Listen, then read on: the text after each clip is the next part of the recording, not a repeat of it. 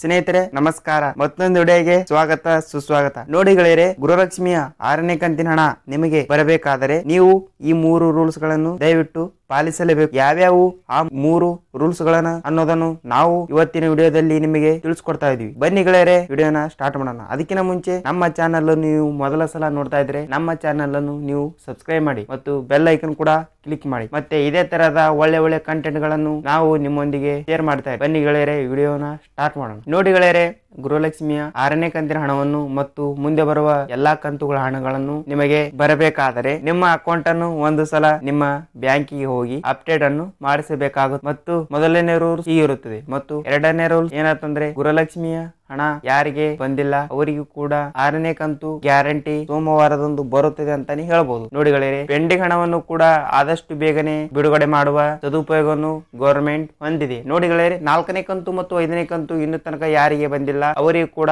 ನಾಳೆನೆ ಅಂದರೆ ಸೋಮವಾರದಂದು ಗ್ಯಾರಂಟಿ ಬಿಡುಗಡೆ ಮಾಡುವ ಪ್ಲಾನ್ ಇದೆ. ಮತ್ತು ನಿಮಗೆ 3ನೇ ಕಂತು ಮೂರನೇ ಗುಡ್ ನ್ಯೂಸ್ ಏನಂತಂದ್ರೆ, ನೋಡಿ ಗೆಳೆಯರೆ, ಗೃಹಲಕ್ಷ್ಮಿಯ 6ನೇ ಕಂತು ಯಾರ್ಯಾರಿಗೆ ಬರುತ್ತದೆಯೋ ಅವರಿಗೆ ಕೂಡ ಕೆಲವು ಗೃಹಲಕ್ಷ್ಮಿ ಅಭ್ಯರ್ಥಿಗೆ ಕ್ಯಾನ್ಸಲ್ ಆಗುವ ಮಾಹಿತಿ ಕೂಡ ಇದೆ. ಯಾರ್ಯಾರಿಗೆ ಕ್ಯಾನ್ಸಲ್ ಆಗುತ್ತೆ ಅಂತಂದ್ರೆ, ವೈಟ್ ಬೋರ್ಡ್ ಕಾರ್ ಇರುವವರಿಗೆ, 3 ಎಕರೆ ಜಮೀನು ಹೊಂದಿದವರಿಗೆ ಮತ್ತು ಯಾರ ಹೆಸರಿನಲ್ಲಿ ವೈಟ್ ಬೋರ್ಡ್ ಕಾರ್ ಇರುತ್ತದೆ ಅವರಿಗೆ ಗೃಹಲಕ್ಷ್ಮಿ ಹಣವನ್ನು ಇನ್ನು ಮುಂದೆ ಬರುವುದಿಲ್ಲ. ನೋಡಿ ಗೆಳೆಯರೆ, ಇದಿಷ್ಟು ಗೃಹಲಕ್ಷ್ಮಿಯ 3 ಅಪ್ಡೇಟ್ಗಳು. ಮತ್ತು ನಿಮಗೆ ನಮ್ಮ ವಿಡಿಯೋನು ನಿಮಗೆ ಇಷ್ಟವಾದರೆ ನಮ್ಮ ಚಾನಲ್ ಅನ್ನು ಸಬ್ಸ್ಕ್ರೈಬ್ ಮಾಡಿ ಮತ್ತು ನಿಮ್ಮ ಫ್ರೆಂಡ್ಸ್ ಅಂಡ್ ಫ್ಯಾಮಿಲಿಗೂ ಶೇರ್ ಮಾಡಿ. ಮತ್ತೆ ಇದೇ ತರ ಮುಂದಿನ ವಿಡಿಯೋದಲ್ಲಿ ಭೇಟಿಯಾಗೋಣ ಗೆಳೆಯರೆ. ನಮಸ್ಕಾರ.